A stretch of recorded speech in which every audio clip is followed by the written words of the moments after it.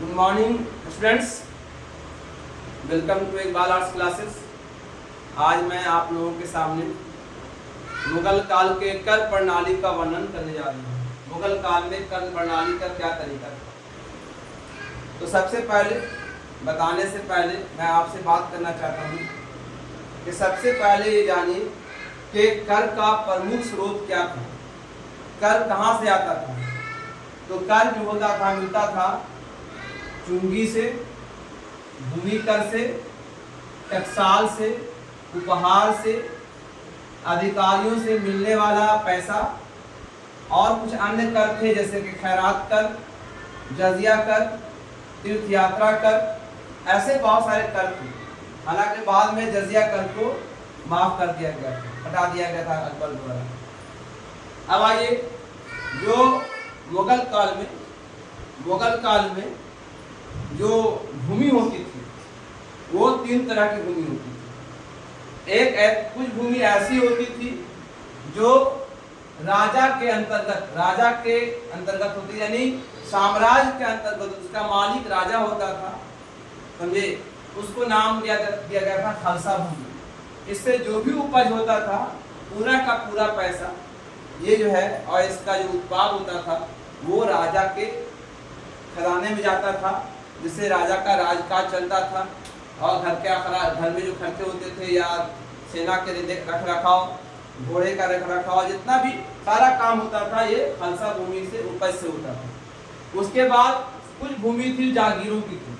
राजा ने अपने प्रमुख अधिकारियों को कुछ जमीनें दे रखी थी जिसको जागीरदारी प्रथा कहते हैं, यानी सैलरी के बदले में, वो उनको सैलरी नहीं मिलती थी, सैलरी के बदले में उनको जागीरें दे रखी, किसी को 100 बीघा, किसी को 200 बीघा, किसी को 500 बीघा जमीनें दी जाती थी, है ना, जो सैलरी के रूप में होता था उनका। उसके बदले में वो राजा की सेवा देते थे, आर्मी से या किसी भी तरह से। तो ये था जागीरदारी भूमि। समय समय पे जागीरों को भी राजा को खुश करना पड़ता था, है ना, उन्हें तोहफा देकर, पैसा दे करके, ताकि उनकी जागीरदारी प्रथा कायम रहे। और एक भूमि थी जिसका नाम था मदद माश, यानी राजा खुश होकर के किसी खास अधिकारी को, धार्मिक अधिकारी को या धार्मिक काम के लिए जो जमीनें दान कर देते थे, जैसे मदरसा के लिए, मस्जिद के लिए, विद्यापीठ के लिए, मंदिर के लिए, मस्जिद के लिए जो जमीनें दान दी जाती थी या कुछ धार्मिक कार्य के लिए दी जाती थी, उसी को नाम दिया मदद माश। यानी मुगल काल में जो है 4 तरह की भूमि होती थी। जब गलमर राजा वित्त मंत्री बना, फाइनेंस मिनिस्टर बना, यानी कह सकते हैं कि दीवाने वजारत बना या वजीर बना, यानी तो उसने सबसे पहले काम किया कि पैसा कमाने के लिए सबसे बड़ा जो स्रोत है, जो कर वसूलने का जो सबसे बड़ा स्रोत है वो भूमि कर है। भूमि कर से सबसे ज्यादा पैसा आता है। तो उन्हें सबने पूरे साम्राज्य की भूमि को नपवाया था, ठीक है, उसको मेजरमेंट करवाया था। और मेजरमेंट किससे करवाया था? सिकंदरी गज से, है ना, सिकंदर लोदी का बनाया हुआ गज था, उसी से सिकंदरी लोदी के गज से उनकी पैमाइश कराई थी। और उसमें कहा गया था 60 × 60 गज का 1 बीघा होता था। 60 × 60 गज का यानी 3600 स्क्वायर गज का 1 बीघा होता था, ठीक है। अब आइए, इस तरह से नपवा दिया और उसके बाद जमीन को 4 भागों में डिवाइड कर दिया। उपज के दृष्टिकोण से जमीन को 4 भागों में डिवाइड कर दिया था, जिसका नाम था कोलज, परती, छाछर, बंजर। कोलज, परती, याद कर लीजिए, कोलज, परती, छच्छर, बंजर। पूछता है कि आईने दासाला जब शुरू किया गया था जमीन को कितने भागों में डिवाइड किया गया था? तो 4 भागों में, कोलज, परती, छच्छर, बंजर। कोलज जो होता था वो सबसे उपजाऊ भूमि होती थी, साल में 2 खेती कम से कम ली जाती थी। और जो परती था वो 2 साल परती और 1 साल खेती, मतलब इसका नियम था कि 2 साल परती 1 साल खेती, ठीक है।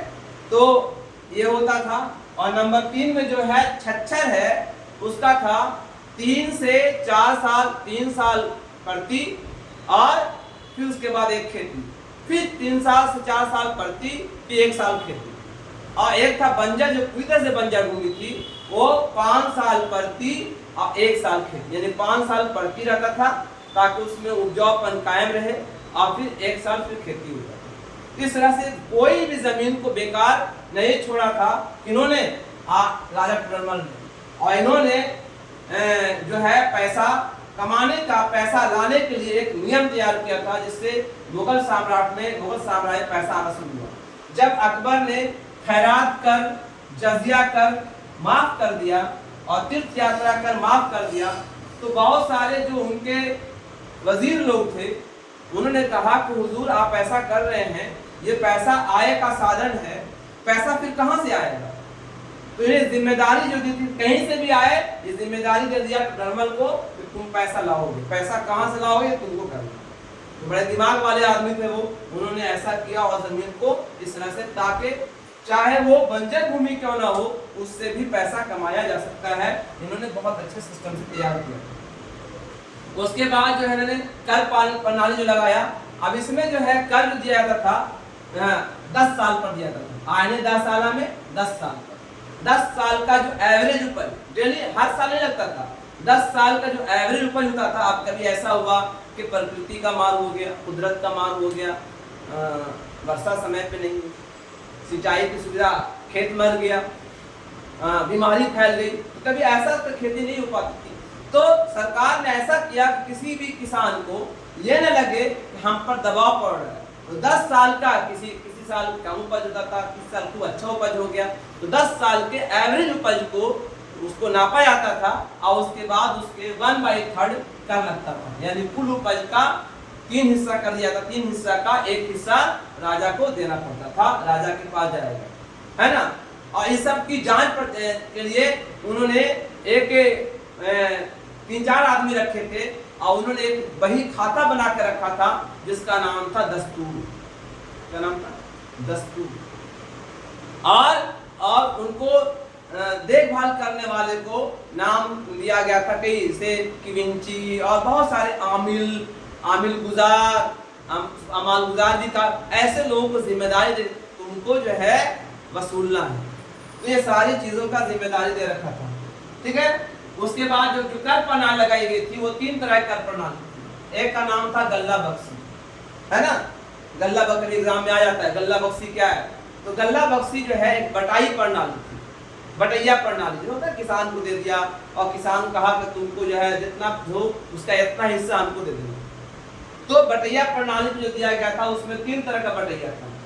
एक था आपका खेत बटाई, एक था, दूसरा था लंक बटाई, और तीसरा था रास बटाई।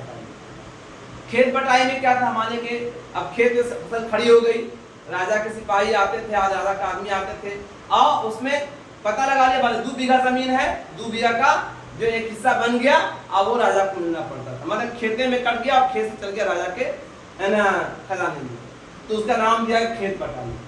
और एक नाम था लंक बटाई, है ना। लंक बटाई में क्या था, जमीन से कट गया, मतलब खेत से कट गया अनाज, बोझा बंधा गया, चला गया खलियान में, और खलियान में बोझा बढ़ गया, है ना। तो ये था, नाम था लंक बटाई। और रास बटाई में क्या था, भूसा अलग कर दिया गया, भूसा किनारे कर दिया, जो अनाज होता था, अनाज बढ़ता था, उसका नाम था रास बटाई। ये तो समझ में आ गया होगा आप लोगों को, है ना। प्रणाली वैसे ही था, 1/3 लगता था, लेकिन इस तरह का सिस्टम बनाया था, ठीक है। इसके अलावा आपका एक और था, आपका जब्ती प्रणाली। जब्ती प्रणाली में क्या था कि इसमें जो था, राजा जो है कुछ जगहों पर लगाया था। इसमें सिस्टम ये था कि राजा जो है जो भी कर लगता था उसको जांच कर पड़ताल के बाद लगाया जाता था, और अगर समय पे सिस्टम नहीं, अगर आपने कर अदा नहीं किया तो आपकी जमीनें छीन ली जाती थी। ये जब्ती प्रणाली। कंकूस प्रणाली क्या था, ये थोड़ा सा मतलब ये सब जगह लागू नहीं किया गया था। वजह था कि इसमें बहुत झंझट था, तो झंझट को प्रणाली भी कहा गया। झंझट ये था कि राजा के सिपाही आते थे, राजा के लोग आते थे, खेत को देखा, और देखने के बाद बोला कि इसमें इतना अनाज होगा, तो इतना तुमको ला के देना है। अब कभी कभी ऐसा होता था कि जो अनुमान लगाया गया, जो आंकलन लगाया गया, तो मान लिया कि उसने आंकलन लगाया 10 मन और निकला 7 मन, तो हो सकता था। तो उसमें आप राजा कह दिया गया कि तुमको 10 मन का 3 हिस्सा 3.5 मन तुमको देना है। अब निकला 7 मन, निकला 7 मन, तो अब क्या हुआ, टेंशन हो गया। तो ये झंझट प्रणाली थी, लेकिन ये भी कहीं कहीं पर लागू था। लेकिन सबसे ज्यादा जो लागू था वो था आपका गल्ला बख्शी प्रणाली, जो पूरे लगभग हर जगह था। तो इस तरह से मतलब कर प्रणाली को लगाया गया था ताकि कोई किसान को तकलीफ न हो, किसान आसानी से काम करे। राजा ने सभी की भलाई के लिए काम किया, सभी के लिए सब कुछ किया ताकि उनको खेती में असुविधा ना हो, है ना। जनरली इनके शासन काल में 3 तरह के किसान होते थे। कुछ किसान होते थे खुद कास्ट, यानी वो खुद खेती करते थे, उनकी खुद की जमीन होती थी, इसमें राजा का कोई अधिकार नहीं था, ठीक है। अब एक होता था पही कास्ट, जो राजा की जमीन होती थी उस पे जो खेती करते थे। अब एक जो जिनकी जमीन, जिनके पास थोड़ी बहुत जमीन होती थी, तो राजा उससे कर नहीं लेते थे। तो ये था, ये सब थे, उसका नाम था मुजरियान। तो इस तरह के 3 तरह के किसान मिलते थे ज्यादातर। तो मुगल काल में कृषि प्रणाली को बहुत जबरदस्त तरीके से मजबूत किया गया था, कर प्रणाली को मजबूत किया गया था ताकि, है ना, अच्छे से कर आए और आम लोगों को इससे कोई हानि न हो। मुगल काल में अनाजें बहुत अच्छी होती थी, है ना। आईने अकबरी के अनुसार लगभग जो है 25 अनाजों का वर्णन है, 25 अनाज मुगल काल में। कहीं कहीं पर तो लोग बोलते हैं 40 अनाजों का वर्णन है। लेकिन जो सबसे बेस्ट अनाज होता था उसको जिनसे कामिल कहा गया। एग्जाम में कभी आता जिनसे कामिल क्या है, क्या बोलेगा? जो मुगल काल में जो सबसे अच्छा अनाज होता था, जो सबसे कीमती होता था, जिसको नकदी फसल कहते हैं, वैसे फसल को जिनसे कामिल कहा गया। जैसे कि गन्ना, नील, गेहूं, जवार, आपका कपास, नारियल, जिसको बेच करके अच्छा खासा पैसा कमाते थे, उसी को नाम दिया गया जिनसे कामिल, है ना। तो मुगल काल में बहुत ज्यादा विकास किया गया था कर प्रणाली को, और बहुत सुनिश्चित किया गया था ताकि जो कुछ कर माफ कर दिए गए थे, जजिया कर, खैरात कर, तीर्थ यात्रा कर, इन सब करों का भरपाई खेती से या और करों से किया जा सके। तो ये मुगल काल की कर प्रणाली थी। इसके अलावा जो है मुगल काल में उद्योग धंधों का काफी विकास किया गया था, बड़े बड़े उद्योग की स्थापना हुई थी, सारी सुविधाएं मौजूद थी, है ना। कपास के कपड़े बनते थे, सूती वस्त्र बनते थे, कीमती वस्त्र, रेशमी वस्त्र बनते थे, है ना। और लगभग बहुत सारे शहर थे जहां पर उद्योगों की स्थापना की गई थी, है ना। जैसे कि आपका था बनारस, बुरहानपुर, पाटन, जौनपुर, बंगाल, मालवा, जहाँ आगरा, ये सब जो है बड़े बड़े कपड़े बनते थे, अच्छे कपड़े बनते थे। इसके अलावा ढाका, लाहौर, आगरा, यहाँ पर जो है बहुत अच्छे रेशमी वस्त्र बनते थे, है ना। और फूलदार काम होते थे, मतलब फूलों की जरी वगैरह का काम यहाँ बहुत होता था, है ना। मुगल काल में व्यापार भी बहुत था, दुनिया के अन्य देशों से व्यापारी आया करते थे और व्यापार करते थे। तो मुगल काल में व्यापार का भी काफी विकास हुआ था, और वे लोग यहाँ से गरम मसाले, नारियल और सारे यहाँ पर जो मिलते थे वो सामान ले जाते थे, उसके बदले में अच्छा खासा पैसा जो है उनको दे जाते थे, सोना चांदी दे जाते थे, है ना। मुगल काल में सोने चांदी का भंडार था, सोने चांदी का भंडार था। हम अगले वीडियो में बताएंगे कि मुगल काल में कौन कौन से सिक्के चलते थे, है ना, और किस धातु के होते थे, तो ये सब बताएंगे बाद में, है ना। सोने चांदी के भंडार थे। अब सोचिए, सोने चांदी के बर्तनों में खाना खाते थे, है ना। तो इसका मतलब है अर्थव्यवस्था बहुत अच्छी थी, है ना। खुद बहुत सारे यूरोपियन, जहांगीर के दरबार में आया यूरोपियन कैप्टन जॉन हॉकिंस, है ना, वो व्यापार करने के लिए आया था, यहाँ व्यापार के मकसद से आया था। क्योंकि यहाँ पर इंडिया के बारे में सुन रखा था कि इंडिया सोने की चिड़िया है, इंडिया के पास पैसे की कमी नहीं है, यहाँ पर बहुत सारे जैसे चाय मिलती थी, कॉफी मिलती थी, कपास मिलता था, नील मिलता था, है ना, गरम मसाले मिलते थे और जो बहुत अच्छे होते थे। यहाँ से सामान ले जा करके यूरोपियन लोग अपने देशों में कई गुना दामों में बेचते थे।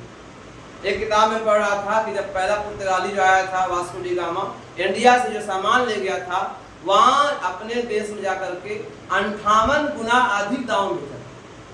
तो इस तरह से इंडिया के सामान बहुत अच्छे से कीमती होते थे, इसलिए व्यापारी बहुत आते थे यहाँ पर और अच्छा खासा सोना चांदी दे दी जाती थी। व्यापार काफी विकास किया गया था मुगल काल में, है ना। मुगल काल में मुद्रा की काफी व्यवस्था की गई थी। मुद्रा के बारे में हम अगले वीडियो में बताएंगे, है ना, यहाँ पर नहीं बताएंगे तो वीडियो लंबा हो जाएगा। अगले बार में हम मुद्रा के बारे में बताएंगे और फिर कई और भी सिस्टम बताएंगे। बहुत सारे सिस्टम इसके थे, जैसे कि कर प्रणाली बता दिया मैंने, शासन व्यवस्था बता दिया।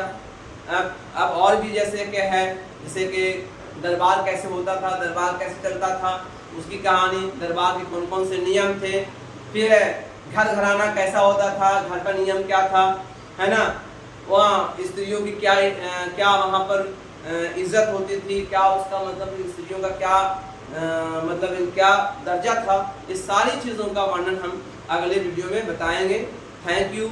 इस वीडियो को लाइक कीजिए, सब्सक्राइब कीजिए, शेयर कीजिए। आप लोगों के लिए बहुत ही ये नॉलेजेबल है, आपको बहुत सारे एग्जाम्स में ये लाभ देगा। Thank you.